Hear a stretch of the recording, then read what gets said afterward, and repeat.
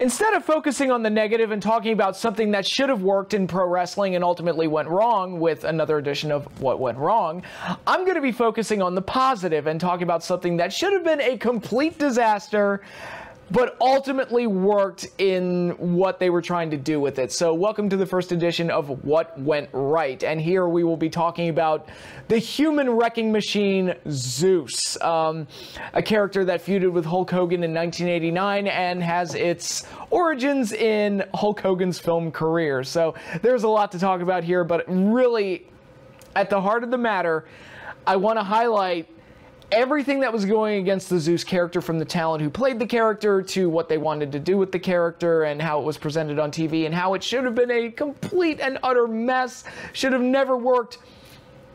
But if you've been following my live streams for Saturday night's main event, you'll see the WWF actually got a lot of good material out of Zeus, so including a couple of big matches on pay-per-view. So, who was Zeus? What was the Zeus character? Well, Zeus was a character created for the movie No Holds Barred, a movie that was basically WWF the movie, is the best way I can describe it. It was Hulk Hogan basically playing himself, but not really. That was what, okay, of all the things that are weird in that movie that always confused me as a kid, that Hulk Hogan basically played Hulk Hogan, but he didn't call himself Hulk Hogan, he called himself Rip, and that completely confused me as a kid. But it's like, why don't they just call him Hulk Hogan? But anyway, so that movie was like an 80s action movie about wrestling. So as a young wrestling fan, it was one that I enjoyed. And then as I grew up as an adult and went back and revisited the film, I appreciated it for completely different reasons. Like, wow, this movie's friggin' terrible, but it's hilarious. It is one of my favorite so bad it's good movies ever. I think it's a hoot. And just a nice slice of 80s cheese. Actually, I've had this discussion with a few friends of mine. We talk about Canon Films a lot. Now, Canon Films, you want to talk about schlock. These guys produced schlock almost in a factory assembly line level manner. Any ninja movie that came out in the 80s, there's a real good chance that it came from Canon Films. They also made the Masters of the Universe movies, Superman 4, and a few other ones. And the Breakin' movies, Breakin' 2, Electric Boogaloo. And we were joking one day, talking about Canon Films. What are the movies that feel like Canon Films but aren't Canon Films? And we ultimately decided that No Holds Barred and Commando are the most Canon films without actually being produced by Canon Films. So if you're familiar with the work of Canon Films, I assign that description to you for No Holds Barred, that it very much feels like a Canon film, you pretty much know what you're in for. If you don't know anything about Canon Films, there's a documentary about them on Netflix that I highly recommend. It is very entertaining. They also did Over the Top, the Sylvester Stallone arm wrestling movie, which is just great. Just great. But anyway, No Holds Barred, not the best movie in the world, but it was Hulk Hogan's big attempt at being a leading man in a movie, and Zeus was the antagonist of that film. That movie ended with this epic battle with Zeus ripping off the ring post and trying to stab Hogan with it, and the movie ends with Hulk Hogan committing double homicide when he knocks Zeus off the platform and he goes through the ring. And Brel, I remember the evil network executive that orchestrated and promoted the match, ultimately electrocutes himself when Hulk Hogan threatens him. So it's like the movie basically ends with Hulk Hogan committing double homicide and being cheered for it, which, you know, wrestling morality. It's but if you watch the movie, you think, okay, Zeus was just a guy that they hired as an actor to play Hogan's enemy in that film. The actor playing him was Tommy Lister, a guy who you may have seen in various other movies. He was in Friday. He was also in The Dark Knight, where he has a pivotal scene at the end of the film. He's a good actor. He's actually a really good performer. And you watch him as Zeus, and I'm like, I totally believe that he's this raving lunatic that barely speaks, pounds his chest like a crazy person, no-sells all of Hogan's offense in the movie and just looks like a complete and utter monster. He looks like someone that came from the world of wrestling, which makes me wonder why did they bother getting an actor when they could have just gotten a professional wrestler to play the part. But I mean, they got Undertaker to play a bounty hunter in Suburban Commando. Which, oh, the weird things where you see people. But I thought they really struck gold with Zeus. Zeus is the best thing in the movie, I think. He's like, he's this wild, over-the-top, like, animal-like personality. He's like Ivan Drago, Clubber Lang, and a kaiju all mixed into one. It's this really weird persona, but it works within the context of the film. And like I said, I think he's the best thing in the movie. He must have impressed somebody because they ultimately decided to bring him onto WWF programming for a major storyline in 1989. Now, rumor has it, urban legend, that the original plan was to get to Hogan versus Zeus at WrestleMania 6. That would have been a disaster, and I'm thankful they didn't go that far with it. But Zeus worked for the company basically from the summer all the way until December for the steel cage match, which ultimately ended his run with the WWF. Now, everything that happened in between, they were trusting Zeus with some pretty big spots here. He was in the SummerSlam main event. He was in the biggest match in Survivor Series, not the closing match, but he was in the biggest match with the Hulkamaniacs versus the $1 Million Team. And he got the big cage match at the end. No Holds Barred, the movie, the match, or whatever that was. So, major storylines, big angles on Saturday night's main events all throughout 1989. They're trusting him with a lot of stuff here, and he's being put in some pretty big spots. And that is a lot of trust to put into somebody who has absolutely no wrestling ability. As I stated earlier, Tommy Lister was not a wrestler, not trained to be a wrestler. He was an actor. And as an actor, he fit the role of Zeus in a movie very well. Putting him in the world of wrestling is a completely different story, and that's where, if you listen to Bruce Pritchard's Something to Wrestle With, that podcast, which there's a real good chance if you're watching me, I guarantee you've listened to Bruce Pritchard's podcast. But there's a much higher probability that you've listened to his podcast over watching my videos.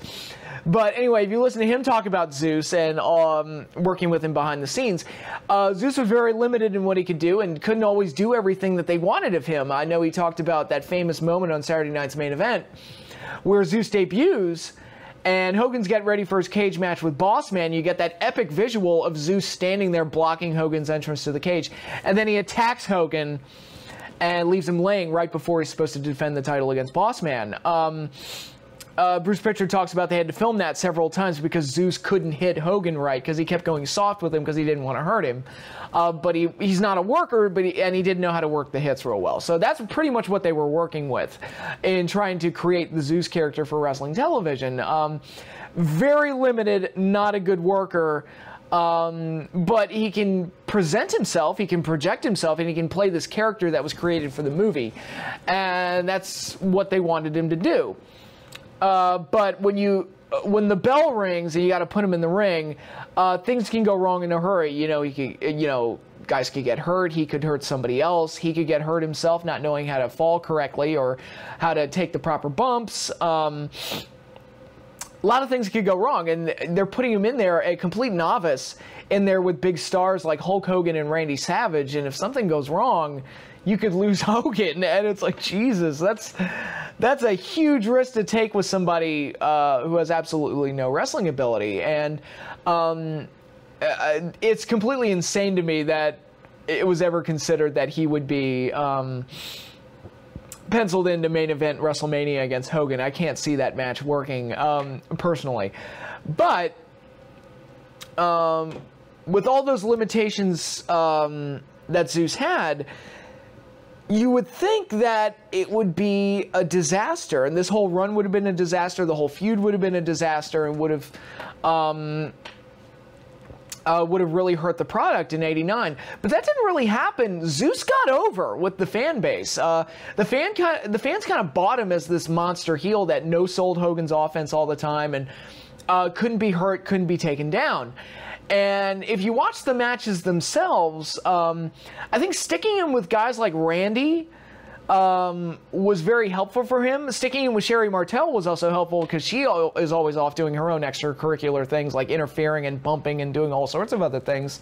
So if you look at the angles that they did on Saturday night's main event, I think some of those episodes that highlighted Zeus are some of the best episodes in the show's history, especially when you get to that match where it's Beefcake versus Savage and Zeus interferes and Hogan and Beefcake are fighting off Zeus and Savage, and they've got steel chairs standing off against Zeus, and Zeus is completely no-selling everything that they're throwing at him.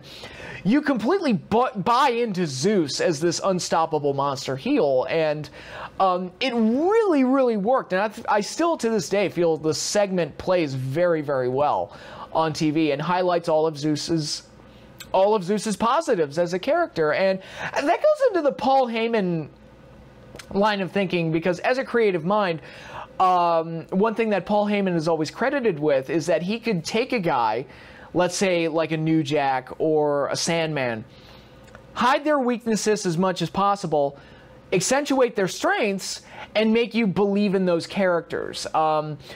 ECW fans thought of Sandman as a world title level guy, which if you look at the level of talent that Sandman had as a performer, that almost sounds insane, but the way he was presented in ECW, you could buy it. And I think some of that mindset is at play here with Zeus. It's like, look, he's not the most technically sound guy, he's not a great worker, he doesn't know anything, but can you present him in a way that works and helps tell the story? And I think they did.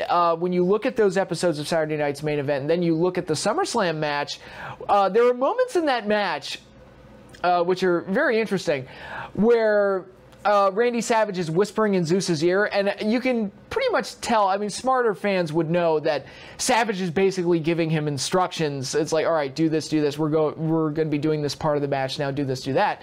As a kid, I kind of took it as Zeus is such a monster that he needs guidance, and Savage is like whispering in his ear to kind of tell him what to do and kind of guide the destruction and the path that he needs the destruction to go. And I don't know how people feel about the SummerSlam 89 main event generally. I enjoy it. I think the match is completely bonkers, which is one of the reasons I liked the main event of SummerSlam 2000 as well. It's just a completely wild, bonkers, crazy match. And that was the same thing in 89 with so many working components, and Hogan doing his thing and Savage doing his thing and Zeus being this unstoppable monster and Sherry getting involved and Elizabeth getting involved. The whole thing is just complete chaos, and but in a good way. It was very entertaining chaos, and I enjoy that main event. I know it might not be everybody's cup of tea, but for something that's completely bonkers, I enjoy it. And again, you know, it hid Zeus's weaknesses. He's not the greatest worker in the world, so all right, don't have him work. Just have him go in there, no sell, maybe do very basic moves to put over his strength and power, and that's it. That's all he's got to do. Savage can carry the rest of the load. And I feel like they were able to execute that main event about as well as it could possibly go. And again, you look at the Survivor Series match, he was the first one eliminated because he got disqualified for choking out Hogan. And again, no selling all of Hogan's offense and looking like a monster in the process. Again, wise move. Get him out of there early by his own means by being disqualified. He looks like a completely savage monster. And Hogan looked helpless up against him, and they got him out of there quick before he could be exposed. There you go. Problem solved. And the fans always seem to buy into it. Again, you look at the Saturday night's main event segments, you look at SummerSlam, and you look at Survivor Series, the fans always seem to go along with the story and accept Zeus for what he was, which was this giant, larger-than-life heel. And even the steel cage match, which you can see on the WWE Network as part of Super Tape, which is how I saw it. I never actually saw the movie, the match pay-per-view. But I did have the match on VHS as part of Super Tape. It was Hogan and Beefcake versus Zeus and Randy Savage in a steel cage match, the final encounter. Solid match for what it is. I think it's the weakest of the Zeus matches, of the three big Zeus matches in the WWF. Now, he would go on to have other matches, like he was part of that ridiculous Tower of Doom match with the Dungeon of Doom, which I don't want to talk about that. That's Jesus Christ, I hate that match. But this match wrapped up Zeus's run in the WWF with Hogan being left alone with him in the cage to get like the final comeuppance on Zeus and finally put him away. And that was the end of Zeus's run in the WWF. So, you know, they brought him in basically as a promotional tool for the movie and to see if they could get anything out of him beyond the movie. They got a pay-per-view main event, a steel cage match, and a big Survivor Series match out of it. So, I'd say they got some stuff out of him. Some of the best episodes in Saturday Night's Main Event history are because of how they presented Zeus. I'd say it went very well. Zeus didn't overstay his welcome. I think once they got past the No Holds Barred movie on pay-per-view, I think that was like, all right, the movie's done. You've gotten as much out of Zeus as you're going to get. And I think it's probably time to wrap it up. So they ended it before it overstayed its welcome. They hit his weaknesses as much as possible. They accentuated his positives as much as possible. They stuck him with the right people, Hogan, Savage, DiBiase, Sherry, those type of people that could help him, and he could look better by association with those people. So again, it's also, I think Zeus is also a great example of what happens when you put the right talents in the right place, and how great talents can elevate people with no talent. And I don't want to sit here and sound like I'm shitting on Tommy Lister. I think he's a talented actor. I think that his moment in The Dark Knight is one of the better scenes in the movie. Great scene. And I think he's a very talented actor, and I love the way he played Zeus. He's just not a good wrestler. And it's something that should have blown up in their face horribly, because it's a terrible idea. But it went very well, and he looked the part. That's the other thing. He looked like a pro wrestler. That was the other part of it. So there was no, like, who the hell's this actor guy that they're throwing in there with Hulk Hogan and Randy Savage? He looked like a guy that could go toe-to-toe with those guys. So he was instantly believable from that aspect. And again, I thought they promoted and presented him very well, at least as well as could possibly be expected. Now, again, I'm very thankful we didn't get that WrestleMania match, because there's no way it would have worked. But for what it was and for what we got out of him, I thought Zeus was pretty effective. And come on, you gotta love those promos too. Beefcake! Papa! I mean, come on, it's great. It's great stuff. And as a kid, a very young kid, I totally bought into Zeus. And going back and rewatching some of Zeus's stuff, it's like, you know, they presented him well. I think it holds up fairly well. Again, if you're a more eagle-eyed, smarter wrestling fan, and you can kind of see, like I talked about with Savage whispering in his ear and stuff, you can kind of see a lot of the things, a lot of the tricks that they did to kind of protect Zeus and to hide his weaknesses. But, you know, if it's entertaining, I'll praise it. And I thought some of the stuff they did with Zeus was entertaining. I liked the SummerSlam main event. I liked the Survivor Series match. I liked some of his promos. The Cauldron promo at SummerSlam was a bit much with Sherry, but that was more because of Sherry. Because I would have, okay, you want to talk about something I would have loved to have been a fly on the wall for? Producing the Sherry Cauldron segment at SummerSlam, I would have loved. It's like, all right, what was that process like, filming that whole insanity? But that's a discussion for another time. But yeah, I even enjoyed the steel cage match for what it was. It was a fairly short match, but again, it was about getting as much as you can out of a limited performer, and for that I thought it was effective. So yeah, the Zeus character is one I kind of look back on fondly. It's like, God, they did some fun stuff with him. Zeus was fun, and it should have been a lot worse than it was. And it's one of those things, I look at today's WWE, one of my major problems with the modern day product is that if guys have a weakness, it gets thrown to the forefront and highlighted like nobody's business. Like, if you're not good at promos, they will give you more and more mic time. Why they would do that, I don't know. Instead of sticking you with a manager or something else to kind of hide the fact that you're a terrible talker, they will give you all the mic time in the world. Like Ronda Rousey. Ronda Rousey does not need to talk. She never needs to talk. That's the worst part about her, at least based on what I've seen. The worst part about her is whenever they have her talk. I'm like, no, don't do that. Don't do that. Just let her scowl at people and beat the shit out of people. That's all you need. That's really all you need to do there. If a guy's not a really good worker, they put him in really long matches to highlight that he's not a good worker. Goldberg's recent run being the being the exception, where it's like, good, keep him in short matches and short and explosive. That's Goldberg. And sure enough, like, it was like one of the best runs of Goldberg's career, because they were able to do that. But for the most part, it's just, if guys have weaknesses, if they don't have good looks, if they can't talk, they can't work, that just becomes more and more apparent on a week-to-week basis. And they're not as good at hiding it as they used to be. I don't know why that is. But the fact that Zeus could go out there and look like a star in '89, and guys like, oh, I don't know, I guess Sami Zayn and Kevin Owens can go out there and be hurt by bad promos and bad scripted promos, and you know, have their weaknesses highlighted when they, or Finn Balor would be a perfect example. Finn Balor is a terrible talker. I mean, but he's like, dude, just let him be the demon and he'd be fine. And but no, he's got to talk all the time, and he's not great at it. And that weakness is just pushed up to the forefront. Mysterio should never have to speak. But WWE put him out there, and they had him talk all the time, and he was terrible. He sounded like a robot. And like what got Ray over was the mask and the high flying. What? That's what got Ray over, but they insisted on having him cut these long promos, and it's just, I don't get it. But yeah, so basically I think the moral of the Zeus story is, present your characters in a way, on a wrestling show, present them in a way that hides their weaknesses and accentuates their strengths. And I think Zeus might be the ultimate example of that. The other ultimate example of that would be Undertaker in his earlier days, because you know, Mark Calloway, what were the negatives against Mark Calloway?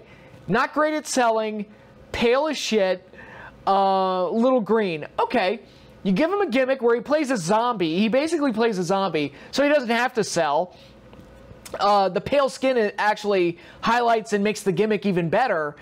And he can do this whole Frankenstein bit where, you know, any of his limitations as a worker kind of get hit a little bit. The character gets over, and he's WWF champion within a year. So there you go. And so I think that's a huge like difference in the booking and creative mindset of today versus back then, because they could take guys that were green and not the best workers and make you feel like they were really something. Again, Zeus, Undertaker in his early days, Ultimate Warrior is another example of that. But it's really interesting. I don't know how that change came about or why WWE is no longer good at hiding guys' weaknesses, but it is a problem that that's been hurting their product for the last few years now. But that is all I have for this video. Just wanted to come on here and pay my respects to the Zeus character, one that I was actually a big fan of as a kid, and one that, again, I think a lot of the stuff that he was a part of in '89 still holds up. I think it's still pretty good, and I got a kick out of reliving some of that stuff watching the old Saturday Night's Main Event episodes. But that's all I have for you in this video. Thank you all for watching, and stay tuned for more. I'm going to be previewing SummerSlam, NXT TakeOver, and All In my next video, so be on the lookout for that. But for right now, that's all I have, so y'all have a good one.